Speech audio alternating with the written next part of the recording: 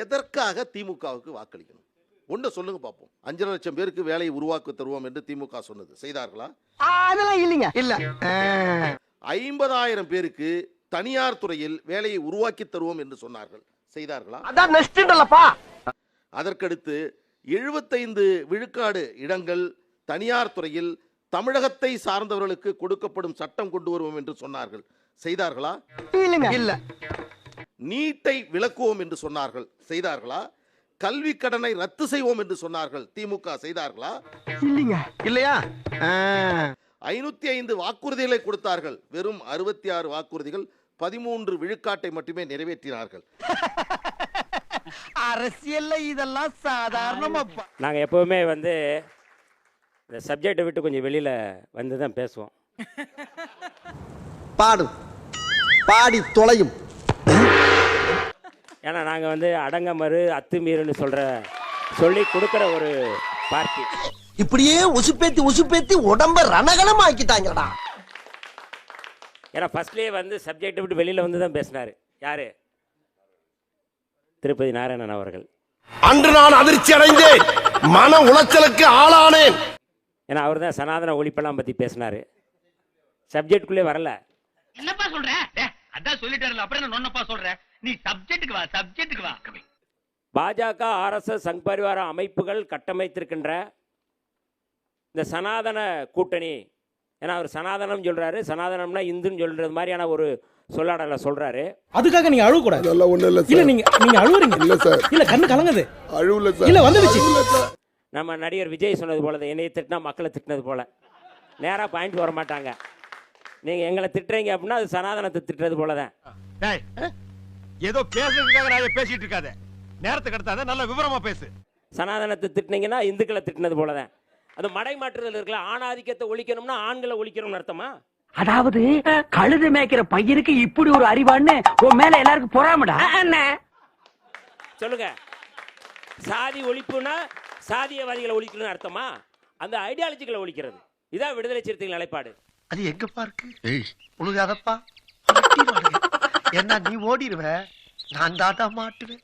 அப்ப ஐடியாலஜிக்கல் ரீதியாக தான் இந்த தேர்தலை மரியாதைக்குரிய மாண்புமிகு முதலமைச்சர் அவர்கள் முத்துவேல் கருணாநிதி ஸ்டாலின் அவர்கள் கட்டமைச்சிருக்கிறார்.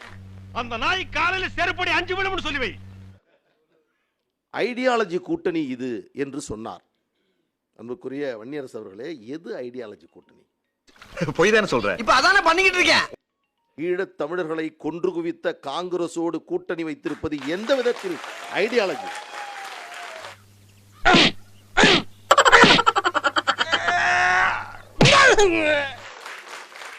ஈழத்திற்கு சென்றவர் வன்னியரசு, புலிகளோடு நெருக்கமாக இருந்தவர் வன்னியரசு. ட்ரெய்லரை பார்த்துட்டு படம் நல்லா நம்பிட்டான் போல. 2009 ஈழத் தமிழர்களை கொன்று குவித்த போது திராவிட முன்னேற்ற கழகத்திற்கு எதிராக களமாடியவர் வன்னியரசு. என்ன ராசதெல்லாம் உனக்கும் பொக்காளுக்கு நான் என்னடா குறை வச்சேன், 2 பேரையும் நல்லா தரடா வச்சிருந்தேன். இன்றைக்கு இது ஒரு தேர்தலுக்கான கூட்டணி என்று சொல்லுங்கள், நான் ஏற்றுக்கொள்கிறேன். இது கூட்டணியா? கொள்கை கூட்டணியா? போடா, ஜனங்க ஏமாந்திருக்க நேரமா பார்த்து எதையாவது சொல்லிட்டு ஓடி போயிடுறோமா? மக்கள் நல கூட்டணியை உருவாக்கினீர்களே, அதில் மரியாதைக்குரிய திருமாவளவன் சொன்னாரே, வேணப்பா நமக்குள்ளே இருக்கட்டும். திராவிட முன்னேற்ற கழகம், அனைத்து இந்திய அண்ணா திராவிட முன்னேற்ற கழகமும் கட்டு விரியனும் கண்ணாடி விரியன் என்று சொன்னாரா இல்லையா? என்னடா கிறுக்குத்தனமா பேசிக்கிட்டு இருக்க? மாத்தி பேசாட்டி மாசம் எனக்கு படம் வரும். 30 வருஷமா அப்படித்தானே பேசிக்கிட்டு கிடக்கேன். வன்னியரசு அவர்கள் வந்துட்டு சொல்லிட்டு பதில் சொல்லிட்டு போகணும். அப்போ எனக்கு ஒரே குழப்பம். நீங்க கூட தான் நிறைய சொல்லிருக்கீங்க. மாட்டிக்கிட்டியா துவச்ச கையோட வந்தேன். நீ இப்படித்தான் வாழ்ந்துகிட்டு இருக்க. நான் கொள்கை என்று சொன்னால் சமரசத்தின் அடிப்படையில் தான் தேர்தல் கூட்டணியை எல்லோருமே அமைத்துக் கொள்கிறோம் என்பதை வன்னியரசு அவர்கள் ஒத்துக்கொள்ள வேண்டும். நான் முடிவு பண்ணிட்டேன். தப்பிக்கலானா ஒத்துக்கலான்னு. அப்ப இதுதான் மிக பொறுப்பாக வெற்றி கூட்டணியாக அமைஞ்சிருக்கு. அப்புறம் ஏன்டா கண்ணு கலங்குது? நான் கேட்கிறேன், இன்னைக்கு 5000 ரூபாய் கொடுத்ததற்கு பிறகு தேமுதிகவை நீங்கள் உள்ளே சேர்த்ததிலிருந்தே ஆட்டம் கண்டு போய் இருக்கிறீர்கள் என்பதற்கான வெளிப்பாடு தானே அது. என்ன இப்படி நடக்குது? காக்கா வலிப்பா? ஏன் காக்கா வலிப்பில்லப்பா, பயத்துல நடக்குதுப்பா. 5000 ரூபாய் ஒரே நாள்ல போச்சு இல்ல.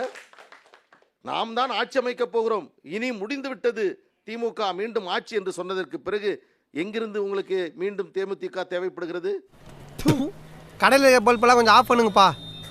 ஏண்டா இவ்வளோ பெரிய பல்ப் நீர் ஐடியாலஜிக்கலா நீங்க பேசுறது எல்லாமே ஓகேண்ணே. அண்ணன் கேட்ட ஒரே கேள்வி, தேமுதிகவோட உங்களுக்கு கூடுதல் சீட்டா இல்லையா, அதை சொல்லிட்டு போயிருங்கன்ற.